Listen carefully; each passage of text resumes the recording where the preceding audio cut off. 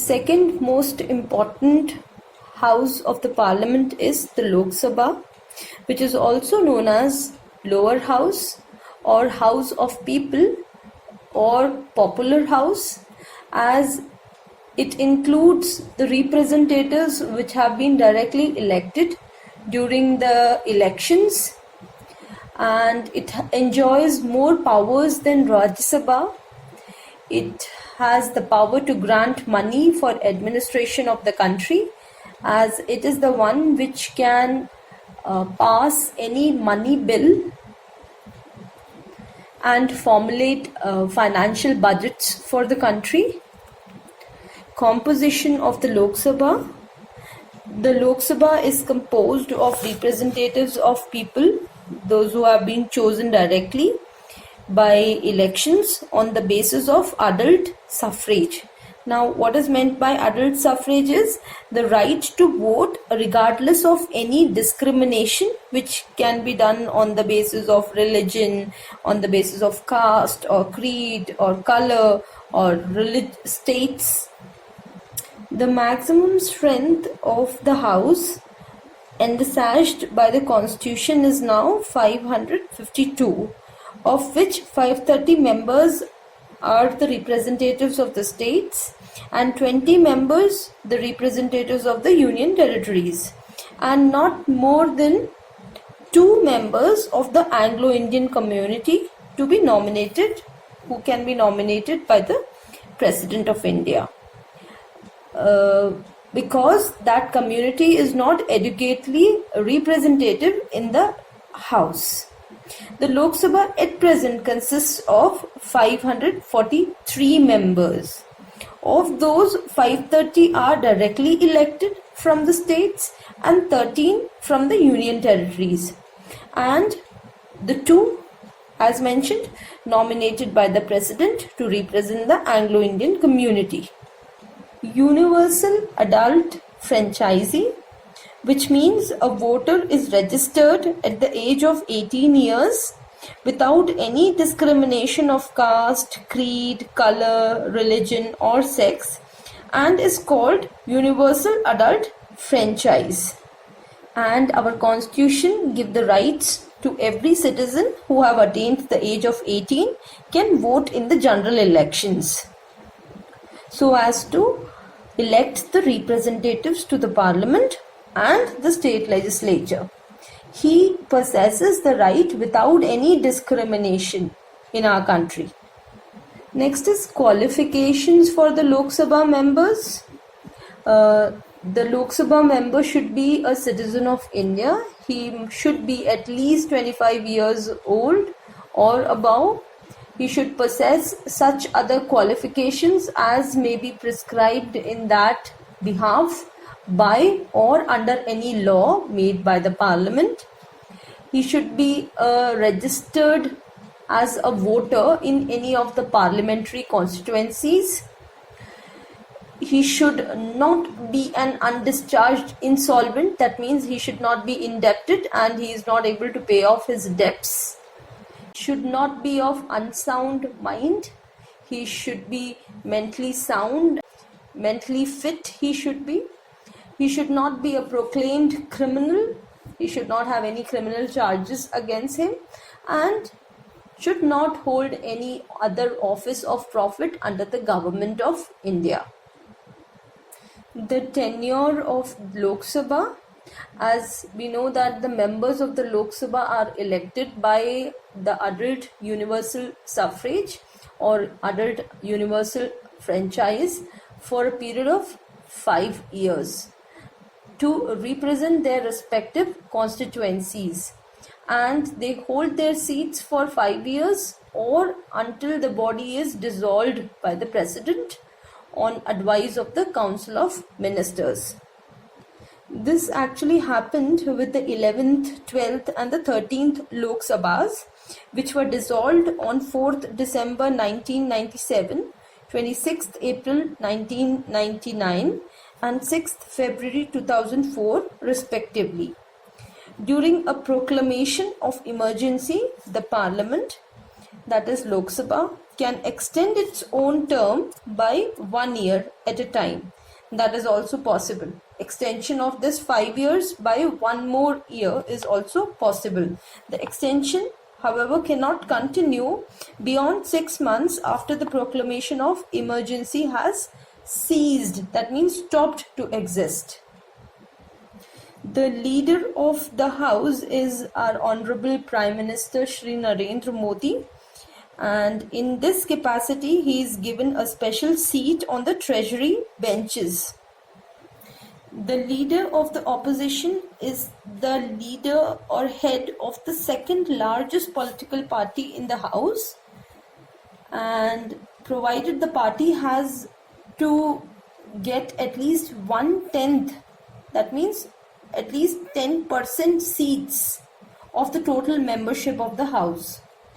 So under the leadership of the Opposition Act of 1977, he or she, that means leader of the opposition, enjoys the same status and the facilities as are enjoyed by a cabinet minister. However, currently this position is vacant, as no opposition party could get maximum of 10% of the seats altogether. We have the head of the Lok Sabha, or called the Speaker of the Lok Sabha, that is Shri Om Birla, who presides over the 17th, this is currently it's going on is 17th Lok Sabha. We also do have a Deputy Speaker. He is elected by the members from amongst themselves in the same manner as the Speaker is elected. He or she presides over the meetings of the Lok Sabha and performs the duties of the Speaker in his absence. And currently this position is also vacant. That means there is no one who is occupying this position in the Lok Sabha of Deputy Speaker. Powers, functions and roles of the Speaker. The Speaker of the Lok Sabha plays a very important role in Lok Sabha. The present Speaker of Lok Sabha is Shri Om Birla, who is the 17th Lok Sabha Speaker, who has been appointed on 19th of June 2019 after the general elections. The Speaker possesses the following powers and discharges the following functions. First is, the Speaker regulates the proceedings and debates in the House. He or she decides whether a bill is a money bill or an ordinary bill. The Speaker has to maintain order in the House. That means he or she may name a member for suspension, or in case of grave disorder, he or she may even adjourn or put an end to the session of the House. The Speaker can disqualify a member under the anti-defection law also. Now, what is meant by anti-defection law is shifting of the allegiance or instability in a party, that is a party member shifting from one political party to another, or giving support from to another political party, is known as there is a law made which is called anti-defection law, which protects the interest of the various political parties. So a Speaker can disqualify a member on grounds of anti-defection law. The Speaker also has to decide the agenda that is to be taken up for discussion in the House. Next, let us understand the procedure for a bill to be made into an act or a law. And for this process, both the Houses of Parliament along with the President are involved in converting or introducing a bill, converting it into a law or an act in the democracy. So let us discuss the steps to be followed. An ordinary bill can be introduced in any of the two houses of parliament, either Lok Sabha or Rajya Sabha. Second, the ordinary bill can be introduced by either a minister of the government or any private member of the house also. If the bill is passed by a simple majority, it is sent to the other house for discussion and debates. When the bill is passed by the other house, by the second house also, it is then sent to the president for his assent, that means his approval. If there is disagreement between the two houses on the bill, the president may call for a joint sitting, which is presided over by the speaker of the Lok Sabha. After that, when the bill is sent to president for his assent, he has two options. First, either he may assent to the bill, that means he will confirm or approve the bill, or second, he may send it to the parliament for reconsideration. The president has two options over here. Next step is, on the receipt of the assent of the president, the bill becomes an act. A bill relating to imposing, reducing or repealing of taxes or relating to the expenditure or income is known as a money bill. A special procedure is adopted for money bills, and no money bill can be introduced without the consent of the President of India.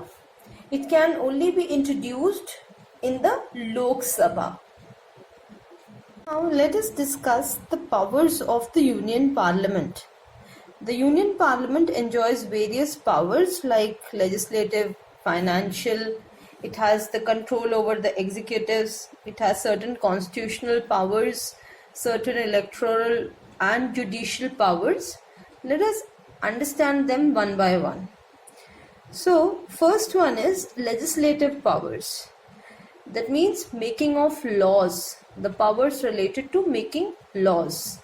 The legislative session is divided into three lists: union list, state list and concurrent list. According to this list, the powers and the various subjects on which the central government or the state government has powers to make decisions have been categorized. So, union list consists of around 98 subjects, wherein the only central government or the union government can make decisions. Some examples can be like defense, navy, armed forces, Central Bureau of Investigation and Intelligence, atomic energy, wars and peace, citizenship, pilgrimages, railways, etc. These are few areas in which only, these are just certain examples wherein only the central government has the right to make decision. So the parliament can make laws on these 98 subjects as per the union list and 47 subjects on the concurrent list. Now concurrent list includes the certain subjects wherein either state government or central government both can make decisions. But the law of the parliament, that means the union government, it supersedes the laws of the state legislatures. This establishes the superiority of the parliament over the state legislatures. Second, the parliament has residuary powers, means it can make laws on subject which is not mentioned in any of the three lists. The union government has the powers to make decisions, and whatever decisions it makes, the state government has to follow it, or rest of the parts of the country has to follow it as it is. The third is, during the recess of the parliament, the president may issue an ordinance. Now what is meant by an ordinance? An order. Ordinance means an order issued by the president when the parliament is not in session. So the president can call for an ordinance or issue an ordinance, but it must be approved by both the houses of parliament when they reassemble.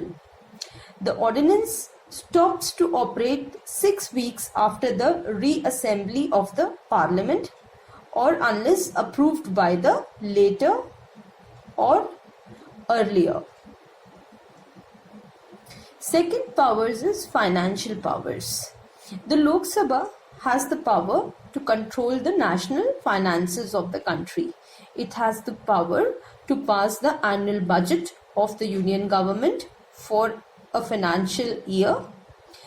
Lok Sabha also exercises more powers in money matters. Once the Lok Sabha passes the budget of the government or any other money related law, the Rajya Sabha cannot reject it. The Rajya Sabha can only delay that bill by 14 days, or it can suggest any changes in it, but they cannot reject the bill. The Lok Sabha may or may not accept those changes, it is up to them. Thus, the money bill is wholesale the responsibility of Lok Sabha. Third, control over executive.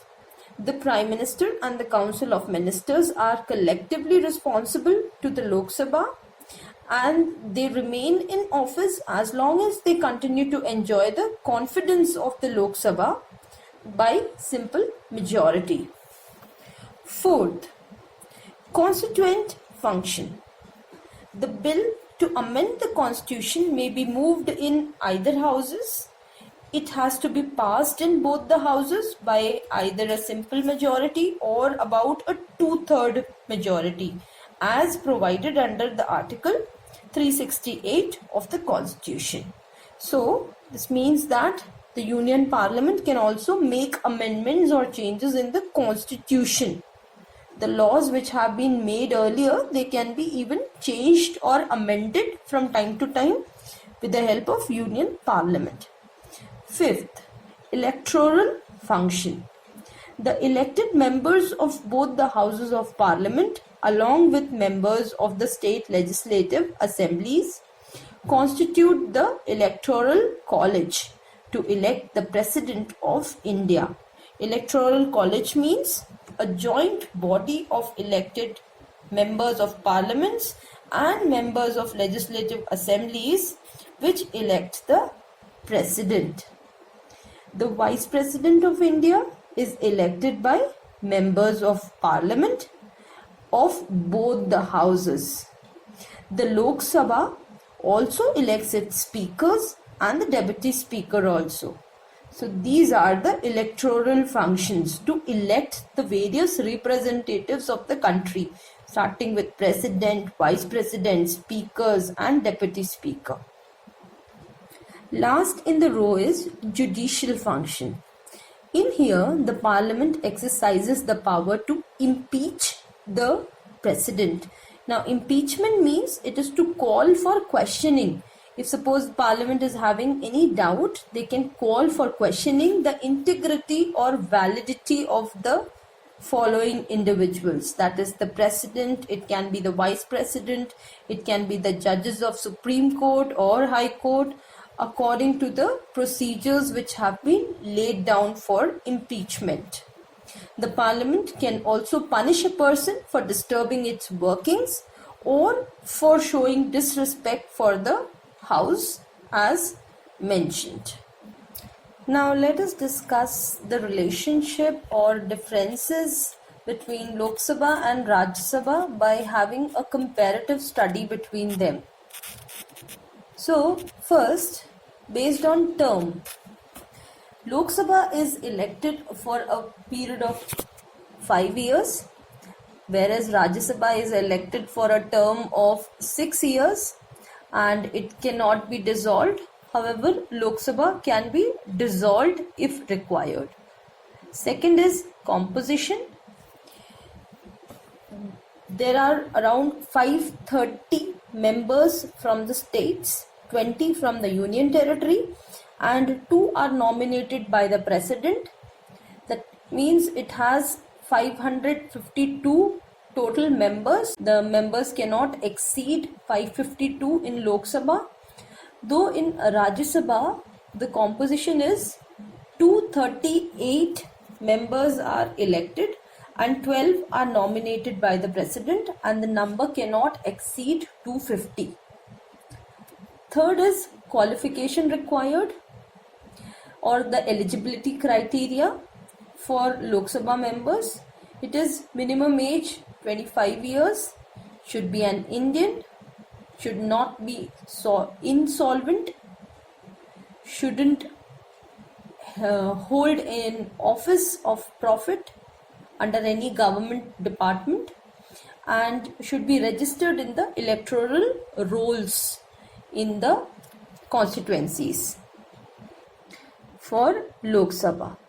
Next, for Rajya Sabha, minimum age should be at least 30 years, should be an Indian, should not be an insolvent, shouldn't hold any office of profit, and the name again should be registered in the electoral rolls. Fourth is the presiding officer. The speaker is the presiding officer in Lok Sabha and is elected by the members from amongst themselves. However, in Rajya Sabha, it is the chairman who is the Vice President of India and the ex officio chairman of the Rajya Sabha. Nominations or elections to Lok Sabha is held by the members directly. People, they directly choose the representatives. In Rajya Sabha, the members are elected directly by the elected representatives of the State Legislative Assembly. Lok Sabha can pass money bills. However, Rajya Sabha, they cannot introduce any money bills in the Rajya Sabha. Lok Sabha can be dissolved during the national emergency. Though Rajya Sabha can't be dissolved, it is called a permanent house, and during national emergency it resumes all the powers of the parliament. Eighth point, the Council of Ministers is more responsible in Lok Sabha. However, the Council of Ministers are less responsible to Rajya Sabha. Ninth point, Lok Sabha has an upper hand on Rajya Sabha as it has more members. Example, in the case of election of president, vice president, deadlocks or disagreements on ordinary bill. Rajya Sabha, on the other hand, lacks in such matters because of less number of members as compared to Lok Sabha. The 10th point is Lok Sabha can pass a no confidence motion, adjournment motion against the government. However, Rajya Sabha cannot pass no confidence motion or adjournment motion against the government of India. Hope you all understood this lesson. Thank you and take care.